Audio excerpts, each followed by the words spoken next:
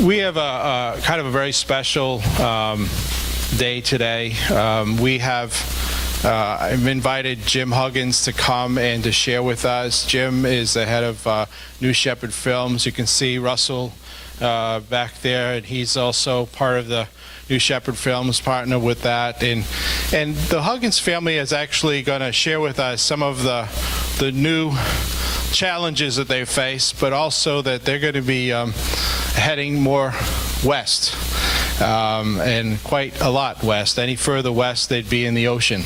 But we are just thrilled to be able to have them here. I want to share some things that, Jim and Leslie have been so supportive of the ministry here. Their children were part of our school till they moved out to Wittensville. When we started our Portuguese service 4 years ago, Jim was here attending the Portuguese service and has continued to give support for the Portuguese service since that time. Leslie had established the ministry for the girls, American Heritage girls, and participated in helping with our school. And when we went through sort of a music transition over here, Jim even played the guitar. They have been a family that's been faithful. And I can tell you something, that where many people sort of move on from the church and go on to new opportunities, they most of the time just move on to new opportunities, and we might get a Christmas card. They've continued on with concern for Master Builder Ministries, concern for Eastgate Christian Academy. Perhaps you've seen Jim at the last couple of banquets as our MC. And unfortunately this year he's not going to be around to do that. But what I want to say is this: I've never experienced a family that's been so concerned for their roots in this church that they've continued to support us all the time they've been away. And I know that's been at no cost to them. I mean, there's been a struggle as you try to deal with your own family issues, and at the same time try to work at doing what God's called you to do to reach the entertainment industry. And Jim, I'll let him share on that. I just want to say that I appreciate them so much for their heart for Master Builder Ministries, and I wanted to give them an opportunity to at least be able to say so long, not really goodbye, but really to be able to give us an update on what's going on, how we can pray for them, and I do want to be able to pray for them at the end of the service. I also want you to consider how we might be able to support something. I'm going to take a special offering. I want to give that to you in advance to be able to help New Shepherd Films however we can, because God calls us to go and make disciples of all nations, and all of us have different gifts and all of us have different fields, and we're to use and take dominion in every area of life. And the entertainment industry is one massive field that is affecting people on a day-to-day basis. You don't know how much you're being affected by the things you're watching and your kids are watching, and how about offering something that can draw people to the Lord instead of away from Him. Amen. Jim, would you come up and address the people today?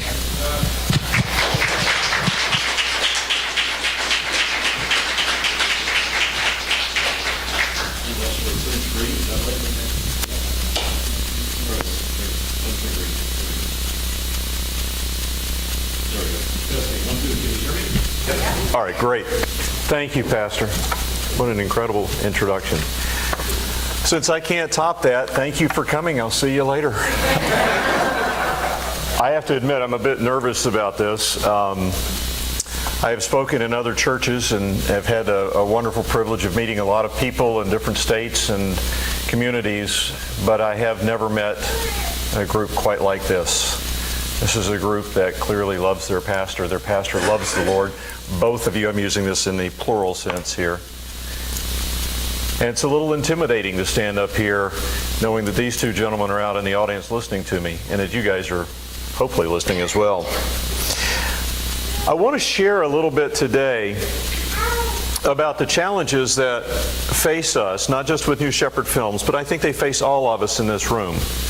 But I'd also like to share with you not just the challenges, but the opportunities that God's put before us, as well as the victories that He's given us. There's still a lot of challenges out there, don't get me wrong. But there's a lot of encouragement going on.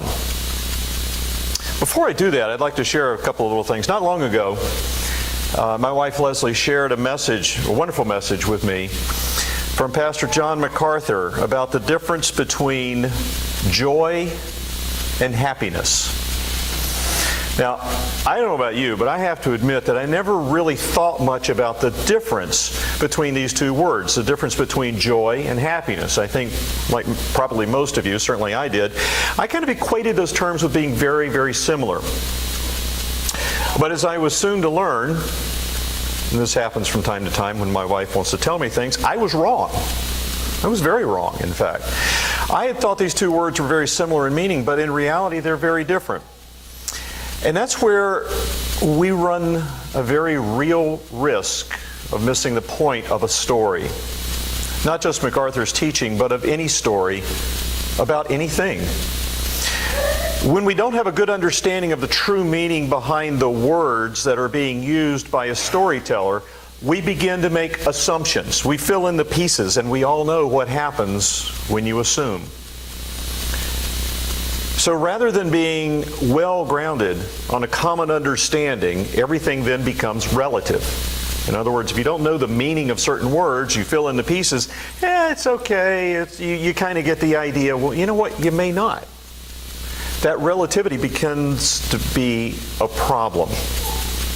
You become captive to whatever the storyteller wants to tell you. Or worse yet, you become captive to whatever the storyteller wants you to believe.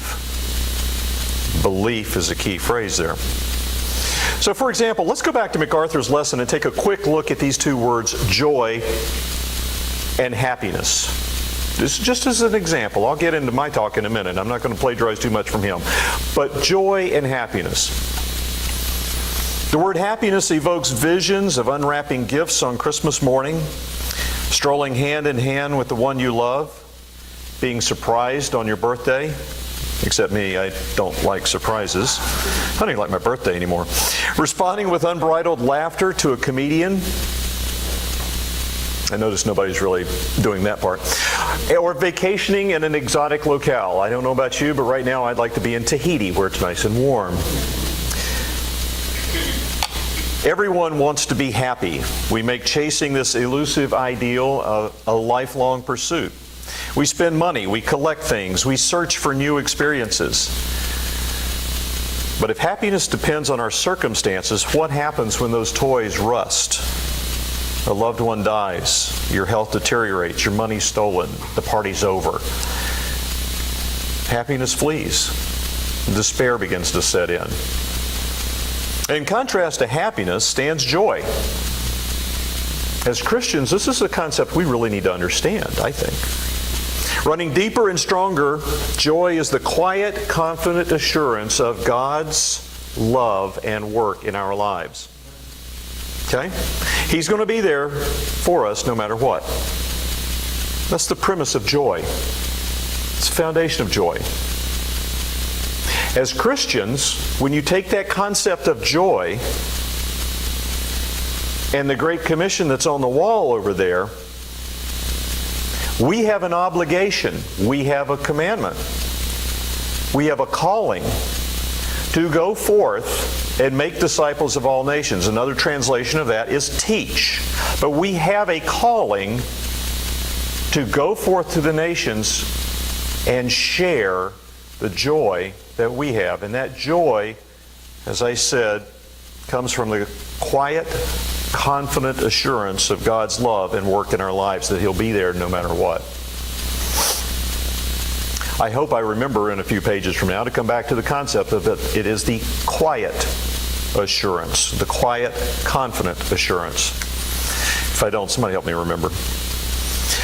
So while happiness depends on happenings or your circumstances, joy depends on Christ. And these are two very different meanings. Now I'm using this analogy for two reasons. First of all, and this is very personal for me to Pastor Ron and Pastor Adelson, Philippians is Paul's joy letter. The church in that Macedonian city had been a great encouragement to Paul. Philippian believers had enjoyed a very special relationship with Paul, so he wrote them a personal expression of his love and affection. He wrote, if you turn to Philippians chapter 4, verse 1, he says, they had brought him great joy. Now, I could go on for the next half hour and talk about Philippians. I'd love to. Unfortunately, I'm here to talk about New Shepherd Films. But I want you to understand that, number one, Philippians is a great book to go read. Don't worry about it. It's only 4 chapters. Okay? It's not one of the really big ones, all right? It doesn't have a long lineage of names and genealogy. That's important too, but a lot of them are hard to pronounce, okay? Philippians is a good, straightforward book. 4 chapters, and in those 4 chapters, the term and the concept of joy is mentioned 16 times. As Christians, we should all be familiar with Philippians and the concept of joy. So I thank my wife for having pointed that out to me, and she didn't even know she was doing it. She was just sharing a great message from a great pastor. But it touched on exactly why New Shepherd Films is here. But specifically, I think I understand the special sense of joy that Paul felt for the church at Philippi, because I certainly have that same sense of joy when I think of Master Builder Ministries, specifically of you two gentlemen. Because, like Paul, and believe me, I'm not comparing myself to Paul, I've had the pleasure of enjoying a special relationship with these gentlemen. And in fact, without them and this church, my ministry to the entertainment community would not exist, and my very survival on this mission field. And yes, the entertainment industry, it's a mission field. If you don't believe that, we need to talk afterwards, and I'll give you a lot of examples, but it's a mission field.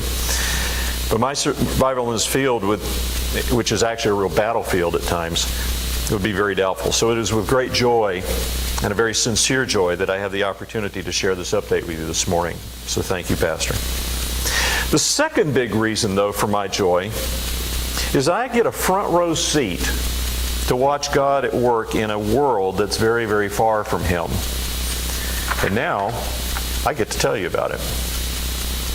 Now, I'm going to go ahead and warn you. I have a problem. I got about 25 minutes. But I got 2 years to tell you about.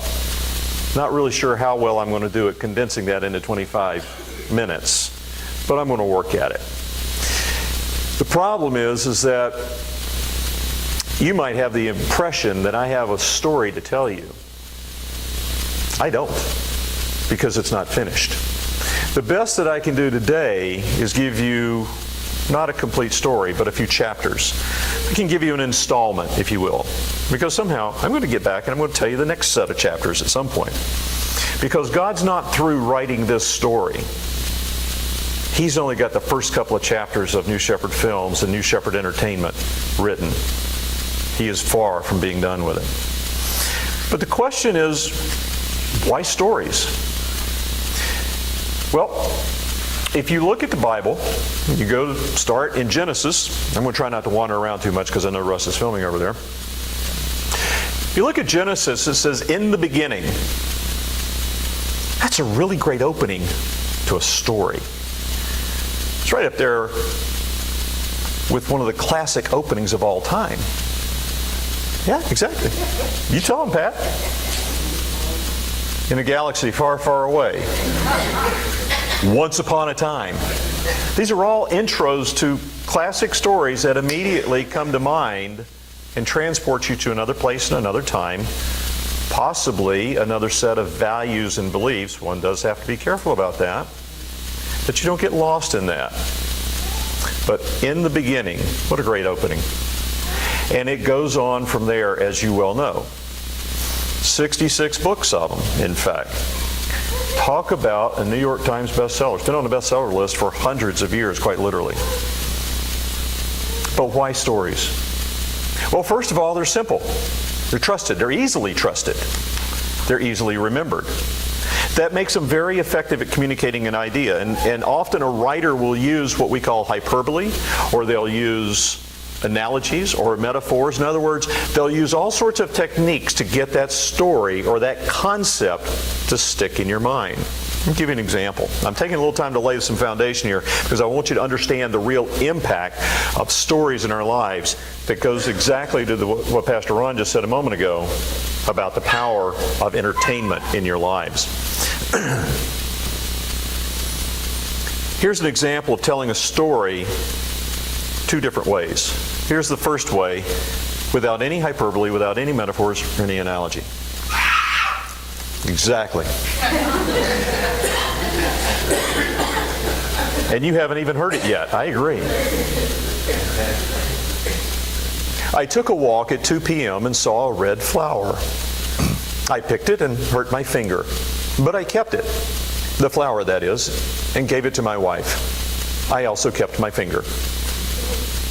That's a story. I communicated what I did. There's another way to look at it. It was just after lunch when I decided to take a walk through the garden. The warmth of the sun was inviting as I enjoyed the fragrance of flowers around me. I found myself inextricably drawn to a crimson orb floating in a sea of color, as a ruby might be set among precious stones. Okay, it was a little proverb type influence there. I was captivated by its beauty as I inhaled its sweet aroma, a little more Solomon-esque. What a gift it would make for my soulmate, I thought. Okay, very Ecclesiastics there. I would give to her the best this garden has to offer, as she has given her best to me. As I gently plucked at a thorn, pricked my finger as if to indicate its reluctance at having to leave the garden. No matter, I thought, the pain was a small price compared to the delight my wife, my everything, would express over such a treasure. Do you see the difference? The flower was picked in both stories. The flower wound up with my wife. Done. But the way that I told it, hopefully the second way, was a little bit more either humorous, but it was certainly a little more memorable and did a little better job describing the environment. Hopefully you could get a picture of what was going on, a word picture in your mind, and you could actually see some of that. That's the power of a story. And that's the type of stories that get told to you every day, every minute of every day. Most of the time, you're so conditioned these days, you don't even know it. You don't even realize the power. I mean, when's the last time you bought anything? The chances are that you bought something as a result of a commercial. I mean, think about it. Companies pay an awful lot of money to advertise on TV. Okay? This football game the Patriots play. I don't know, what was it called? The Super Bowl or something? I'm sorry, Charlene. That's just for you, dear. But the point is that they pay big money. In fact, that's the most expensive time to advertise on television. And commercials are stories. Right? We're concerned about this little gecko walking around advertising car insurance because we don't want him to get run over. All right?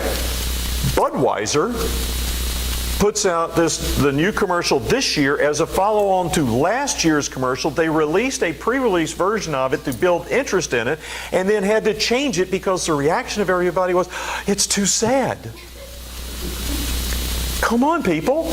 You're getting involved in stories being told in 30-second increments that are designed to separate you from money in your wallet to support something that may or may not be faith-affirming. It may not go towards the Great Commandment, the Great Commission. It may not go to sharing joy. Okay, they may make them happy if they get your money, but that's a different issue. So, commercials, documentaries on television, TV shows. We all know NCIS is okay, right, Charlene? So, and then we get into movies, and that's where New Shepherd Films started. But let's not forget about books, too. There's all sorts of entertainment because, well, how many of you have a smartphone? I've only got one person with a smartphone, 2 people, 3 people. Come on, don't make me feel like the auctioneer at the Eastgate auction here, okay? Come on, how many more do I got out there? The point is,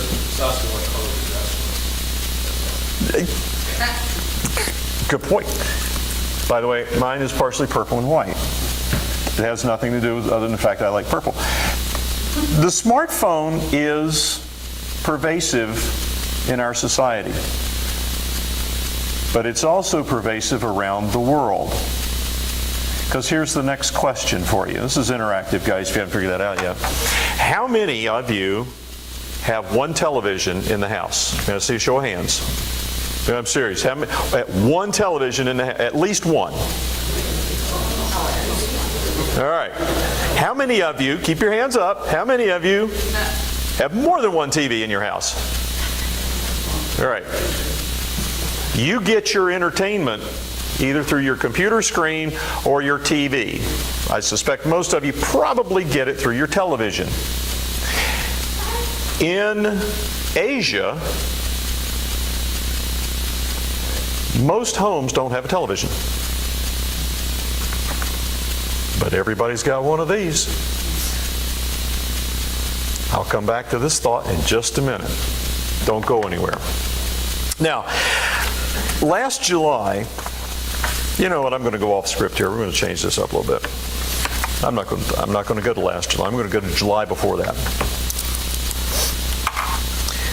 July before last, year and a half ago, I was invited to speak as part of a summit, an entertainment summit in Hollywood. Specifically, I was invited by Variety Entertainment to speak at a faith and family entertainment summit. Wow. For those of you who don't know who Variety Entertainment is to the entertainment industry as the Wall Street Journal is to the financial industry. They are the voice of entertainment worldwide. And I had the opportunity to go be part of that environment.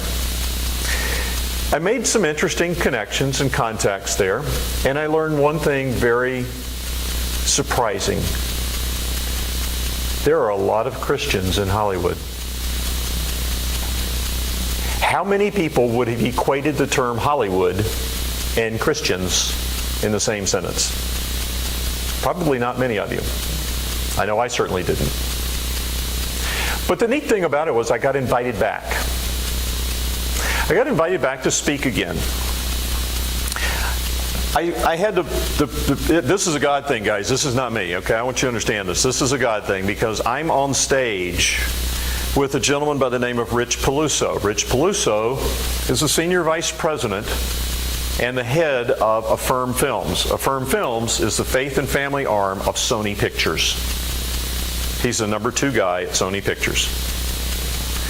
Next to him was a gentleman by the name of Simon Swart. Simon Swartz, the executive vice president and CEO for 20th Century Fox.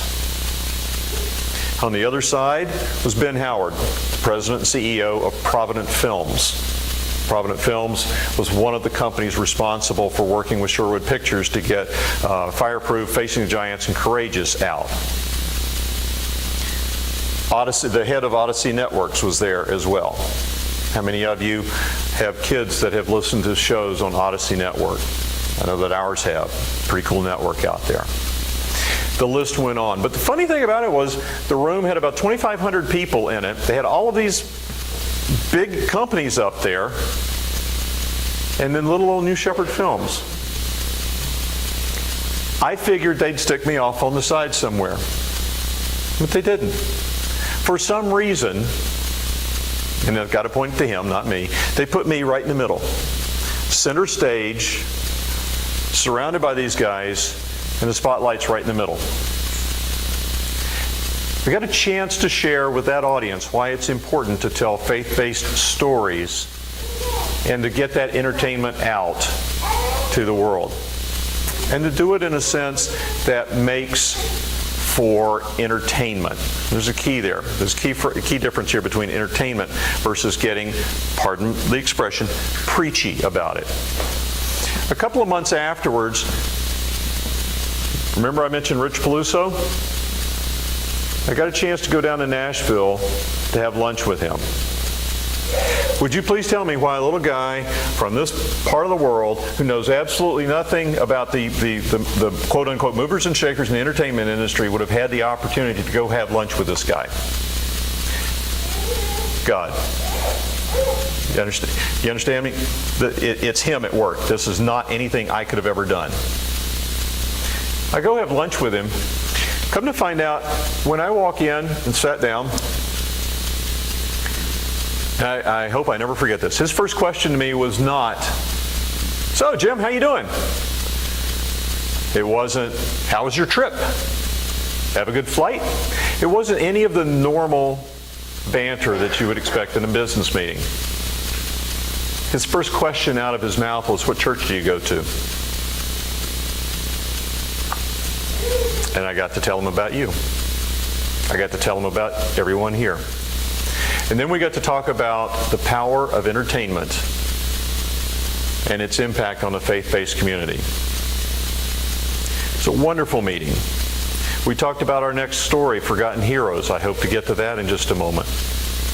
And he encouraged me to do a documentary on this particular story because I'm searching for funding so that we can go make this movie.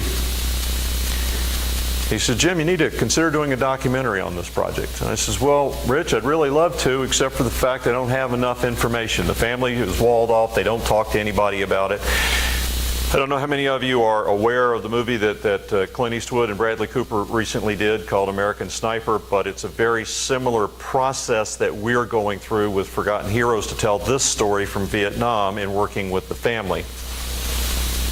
No, I'm not Clint Eastwood, but it's a similar process, okay? The notion that the family wouldn't talk to anybody was a roadblock. Unfortunately, God knew that because He worked something out on that one.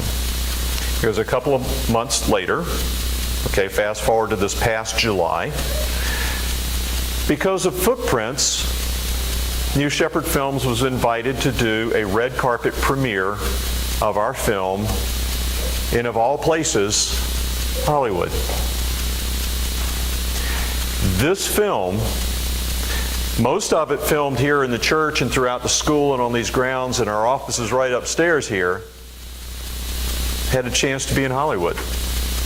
Guys, I'm here to tell you that doesn't happen with first-time films. That doesn't happen with third and fourth-time filmmakers, to be honest with you, for the most part, but it happened with Footprints. Okay? Because God is incredible with what He's doing for us. Now, I don't know if many of you have ever seen a red carpet premiere event, but you might see one if you look at the Oscar nights or something or other like that. They have literally this big long red carpet out that you walk down that to go to the event. They also have lots of reporters, microphones, cameras, lights, everything and anything you can possibly imagine to make it almost a gauntlet to walk down. So I'm walking down this red carpet on my way to the theater because they're about to show Footprints. And out of nowhere, literally out of the crowd, comes this big microphone shoved right in my face, followed immediately by a reporter who gets in my face. And you can kind of imagine how reporters are a little antagonistic towards the faith-based community, right? I mean, they're not really coming up to pray with you when they stick that microphone in your face, right?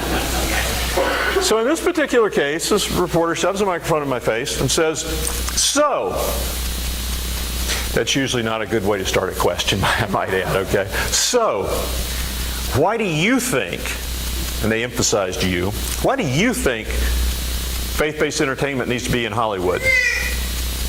As if I'm invading their territory, I'm stepping into their space. Most of you know that I'm rarely at a loss for words. I usually have too many of them. But at this particular point in time, discretion was the better part of valor, and I decided to keep my mouth shut and instead pause. And I've never prayed so hard and so fast in all my life because I said, "God, I don't know what to tell this person, but I sure could use your help." I took a deep breath and I looked at the reporter right in the eye and I said, "Well, let me ask you a question." That always gets the reporter's attention. Let me ask you a question.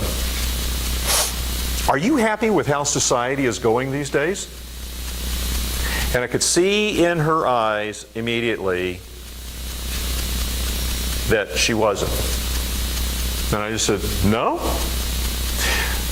Well, since society is a result of the stories it tells itself, in other words, society is a result of its entertainment, if you're not happy with society, Change the stories.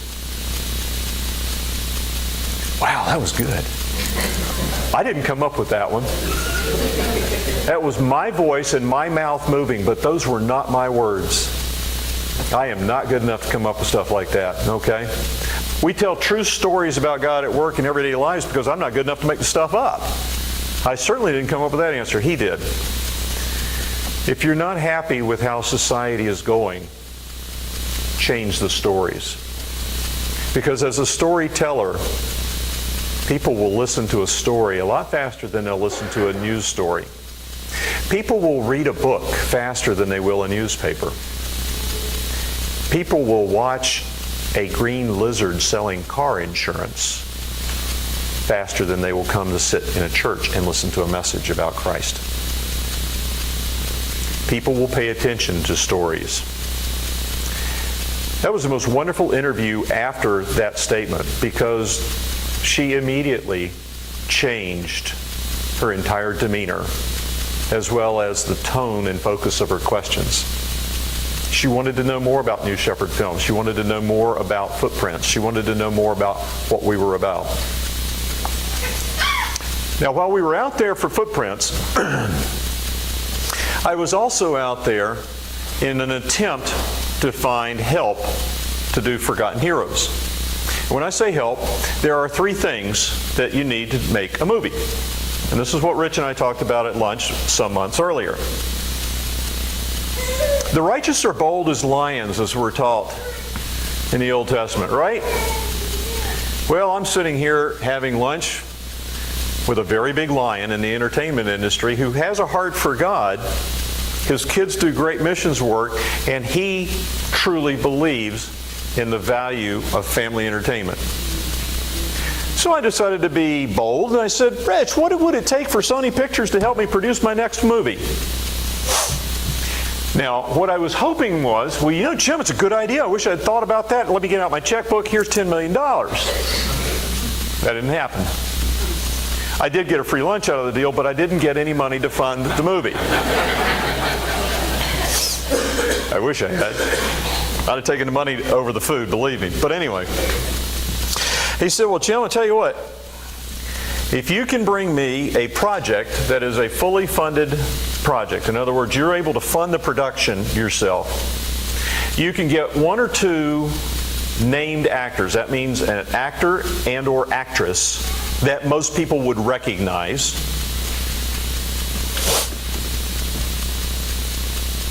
And you bring me a solid story. Sony Pictures will put it out for you. I went, cool.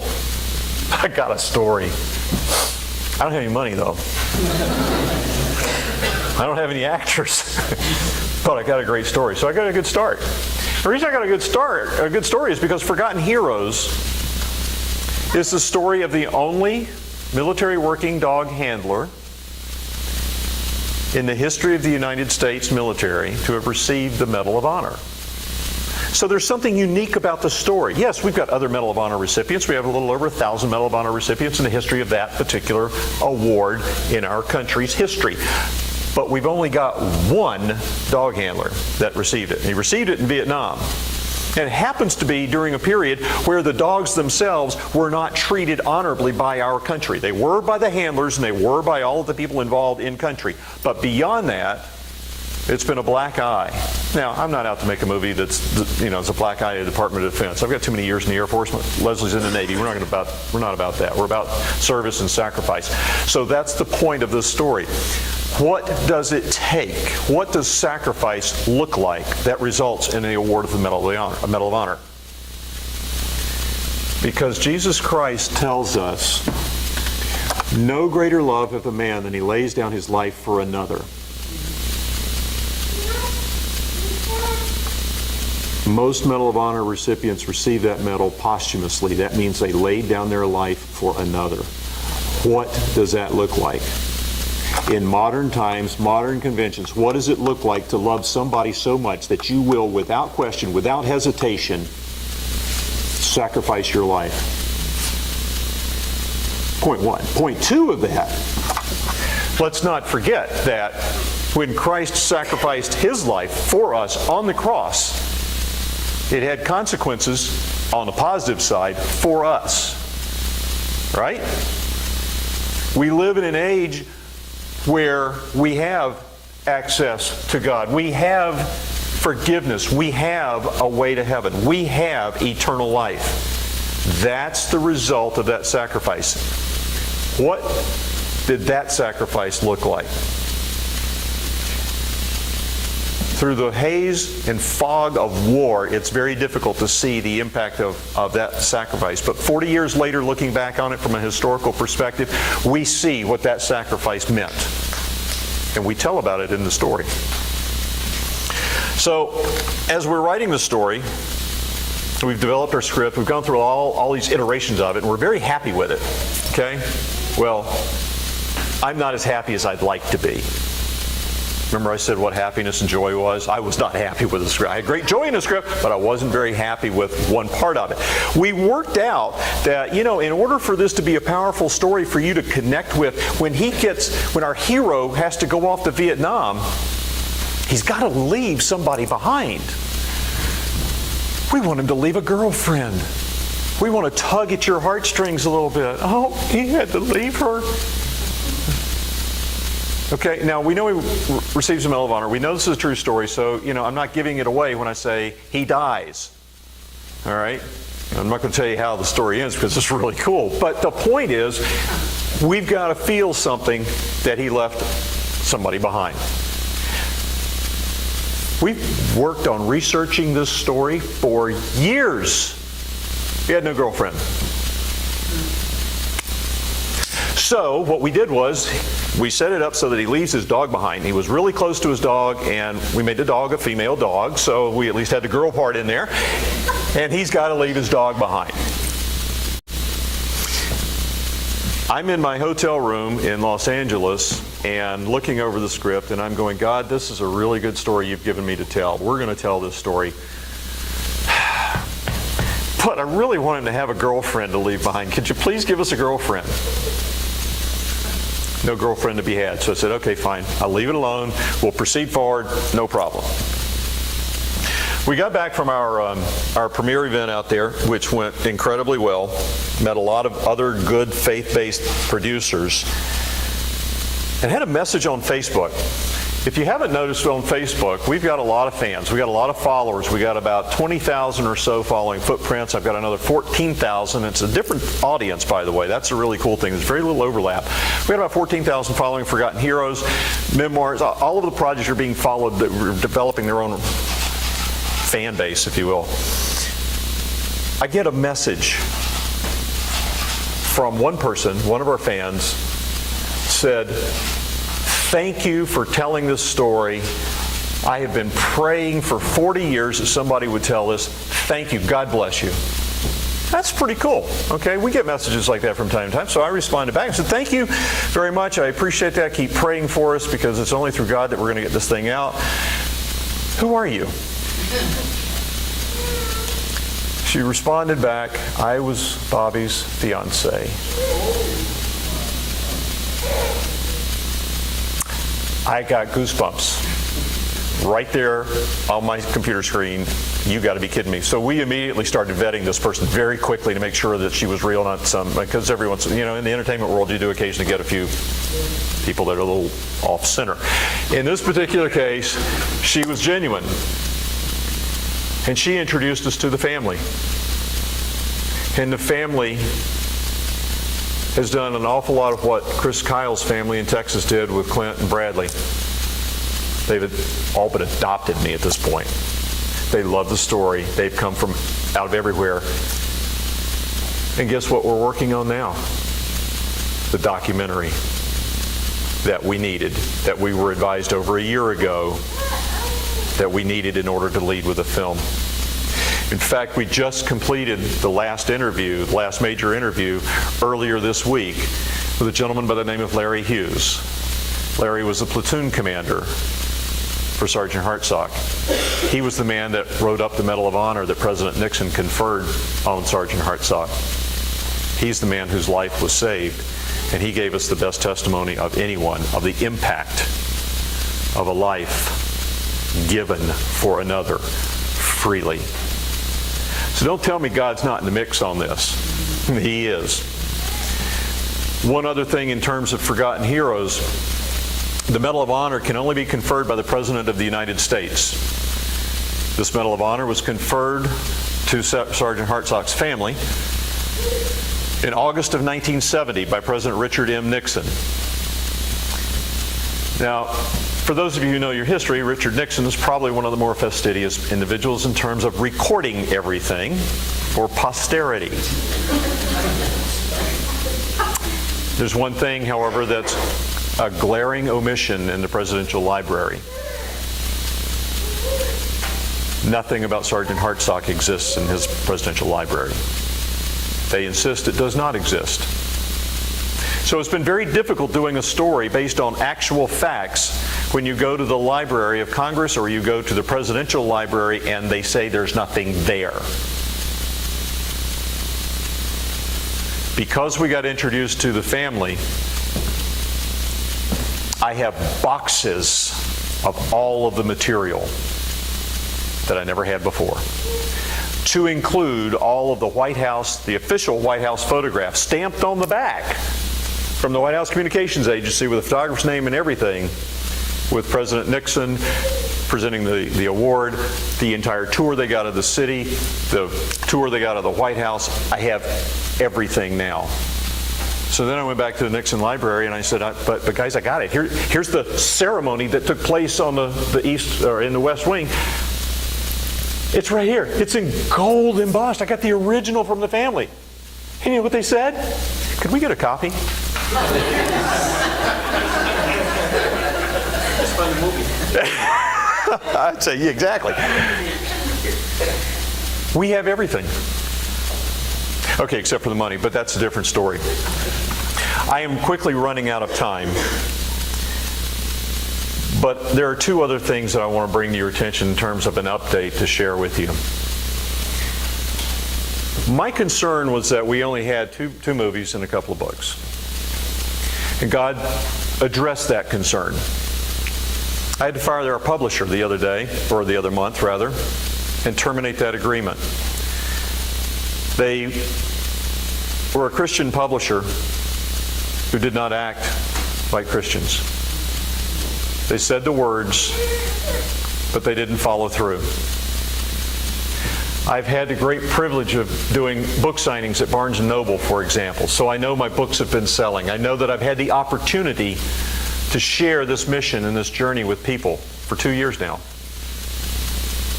The problem is that the publisher has never paid a single dime of a royalty. They keep promising, but they didn't. So I had to terminate the agreement. What that means is that the books are now out of print. The book for Forgotten Heroes, that was a key portion of trying to get funding, was that I had a book deal in place. That went away.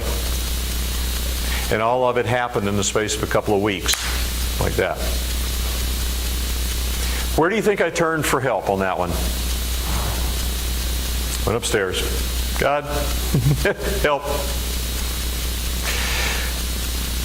I'm happy to say that I now have a new publisher that is not only going to be republishing footprints and memoirs, but is also committed to Forgotten Heroes, along with 2 other books. 5 books in 1 year by a publishing division that's part of Simon & Schuster. Only God orchestrates stuff like that, guys. Only He does. It all comes with a cost, but He's making it happen, and He's making the provision for it. And one of the books is called The Christmas Express. It's a great story about a little boy who comes to faith at Christmas time because of the frustrations that he feels, or as a result of the frustrations he feels that his dad is having to work so hard to make ends meet. Any dads in here able to identify with that part? Or moms, for that matter. And he comes to faith after venting some frustration with a couple of gentlemen he is talking with at a train station. A couple of older gentlemen. That's where I always come back to. If we got any grandparents in here, y'all better pay attention to your grandkids, okay? Y'all play a much bigger role in their lives than you may ever possibly imagine. But anyway, this story came to us in the mail. We have a very strict policy. We don't accept submissions because of the liability that incurs unless you send me a submission that's through an agent. I have to protect everything, unfortunately. But this is one where I broke my own rule. I opened the envelope. And out came about 110 pages of a script. Typed. Not on a laser printer, guys, okay? This is the old typewriter where the keys make the impression on the paper, okay?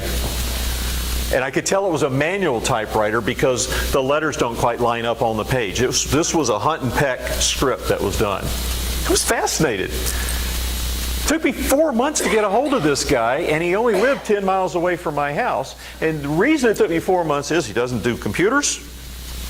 Leslie liked him right away. Doesn't do cell phones. She really liked him right away. And he just had one phone. I don't think does it have an answering machine? No answering machine. It's hit or miss if you want to get a hold of this guy. He's 75 years of age, give or take. He's custodian of one of the public school systems in Uxbridge. He's a janitor. And he's been writing faith-based stories since the 50s. Nobody would read them and do anything with them. They're really good. So we agreed to do something with that particular story. And I've never seen anybody so happy that somebody would pay attention, because he has the same passion to do this. He just doesn't have the ability to get it out. And because of people like him and some of the other faith-based producers that we've met along the way who have a passion for entertainment, but they don't have the ability to get it out, Russ and I made an agreement 5.5 years ago when we started that if anybody struggled, we would be there to help them if we could. So we started New Shepherd Entertainment. New Shepherd Entertainment is an outgrowth of New Shepherd Films designed specifically to help get additional faith-based entertainment out into a market that is dying for it, but there are walls to get it out. I'm going to tell you right now, the distributors out there in the faith-based community have been the worst ones to deal with for us. They have been the most hurtful to us and have tried to take advantage of us more than anybody else. The two biggest distributors we have right now are C3 Entertainment and Cohen Incorporated. C3 and Cohen both love what we're doing, and they are actively marketing and selling our products out in the community. Cool thing about it is these guys are not faith-based, they're secular. But they recognize the value of a good story and its impact on society, and they want to do good. Okay? C3 Entertainment, by the way, you've probably never heard of them, but they're very large. They are the family of the original Three Stooges. They understand families and family values. They may or may not be Christian and saved, but they understand families, and they understand the impact of a good story to a family-based environment. Now, the downside is I need to stop talking, because I could keep going for hours because I'm just getting warmed up. The past 2 years has been an incredible roller coaster ride where I have had the opportunity to be places, meet people, further our mission to tell stories that are honoring God. These are true stories that highlight God at work. One of the reasons we tell true stories is I don't want to get into an argument with you over the story. Okay? If I tell you a story and you want to argue with me that the sky is green, I'm not going to waste my time. Okay? We'll send you to an optometrist, but I'm not going to argue with you the sky's blue. It's a fact, it's blue. Unless you're colorblind, and then I'll still send you to an optometrist. But if you want to have a discussion about my belief system that the sky is blue because it was created by God Almighty, let's go for it. I'm happy to have that discussion. I want to have that discussion about faith and a belief system. New Shepherd Films is here for a reason. It's to fulfill that mission. This man, this church has helped us do that. And while my family and I are moving to Salem, Oregon, which is a great place to be for faith-based films, there are a lot of faith-based production companies in the Pacific Northwest, and it's a great place to film, period. We're not leaving here. The office is still here. Russ is still here. I'm still going to come back from time to time. You're going to have to put up with me. Sorry. But I wanted you guys to understand that because of what you do here, the faithfulness that you've shown to Pastor Ron, the faithfulness that he has shown to God has enabled us to be out on a mission field doing something that most people just take for granted and don't even think about. It's just a story. It's just a TV show. It's just an advertisement. It's a movie. You're going to leave the movie and walk out. No. It's none of those. It's a slow deterioration of society. And it's been going on for decades. So join me in the second hour and I'll tell you more about it. But seriously, it is an environment that is very difficult to work in, and I have been very thankful to have this opportunity. I get a lot of joy from what I do. I'm not always happy about it. Ask Leslie. Ask the kids. No, don't. They'll probably give you too honest of an answer. But seriously, when you go forth to try to make disciples of all nations, don't forget the simple fact that everyone in here can do it. You just may not do it the way you think you want to do it, but do it in God's way with His talents and His giftings.